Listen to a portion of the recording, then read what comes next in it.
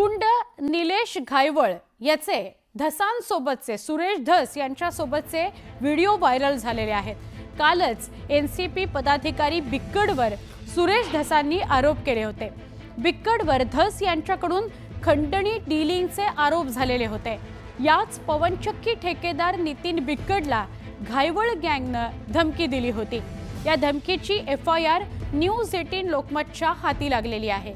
आता घायवळ गँगने बिक्कडला धमकी का दिली होती याची चर्चा सुरू आहे।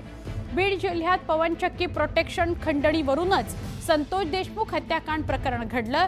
धस यांच्या पाटोदा तालुक्यातच सर्वाधिक पवनचक्की आहेत। बीड पवनचक्की खंडणीचं पुणे कनेक्शन हेच तर नाही ना, अशी चर्चाही आता सुरू झाली आहे।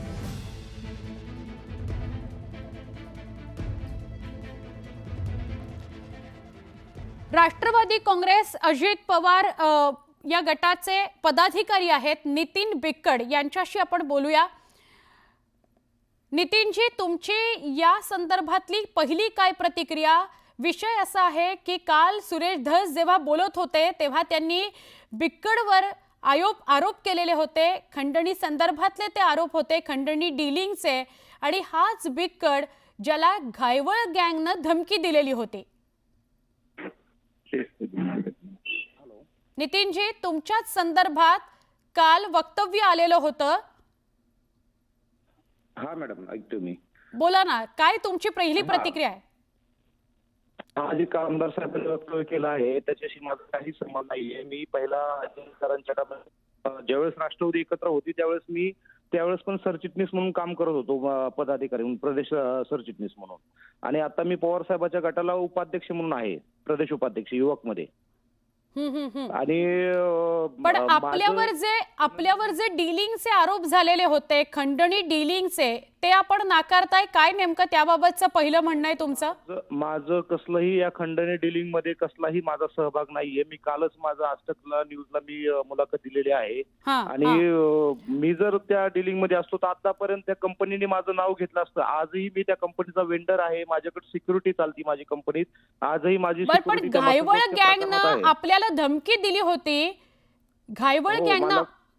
हो, मी गावाकडे नसताना 4 गाड्या घेऊन घायवळ हा माझ्या गावात जाऊन माझ्या वडिलांना धमकी देऊन तिथं आला होता। त्यावेळेस पण मी पोलीस स्टेशनला वडील माझे जाऊन त्यांनी तिथं एनसी नोंदवली होती। एवढं होऊन पण तिथं त्या प्रकरणामध्ये साधा गुन्हा पण दाखल करून घेतला नव्हता। बरोबर, म्हणूनच नितीनजी हा प्रश्न आहे की आता हा व्हिडिओ जो समोर येतोय, काल तुमचं नाव घेतलं सुरेश धसांनी की तुमचा खंडणी डीलिंग मध्ये हात आहे, आणि ज्यांनी तुम्हाला धमकी दिली ते घायवळ आज सुरेश धसांसोबत दिसतायत। यावर तुम्ही काय प्रतिक्रिया द्याल?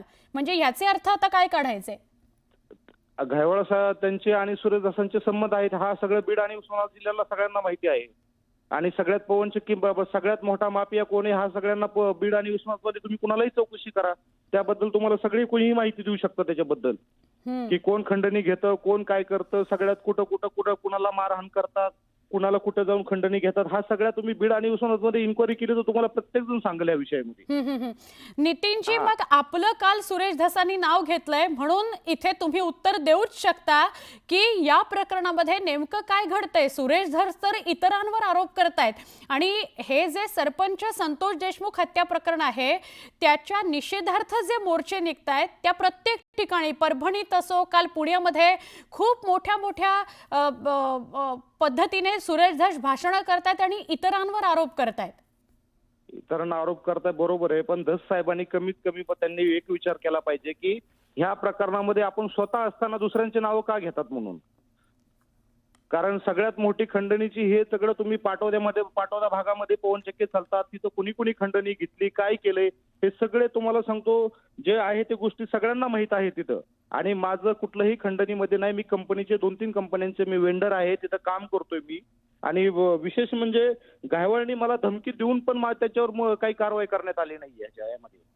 घायवळ गँगने तुम्हाला कधी धमकी दिली होती आणि तुम्ही कधी तक्रार नोंदवली होती? म्हणजे साधारण किती काळ झालाय त्याला?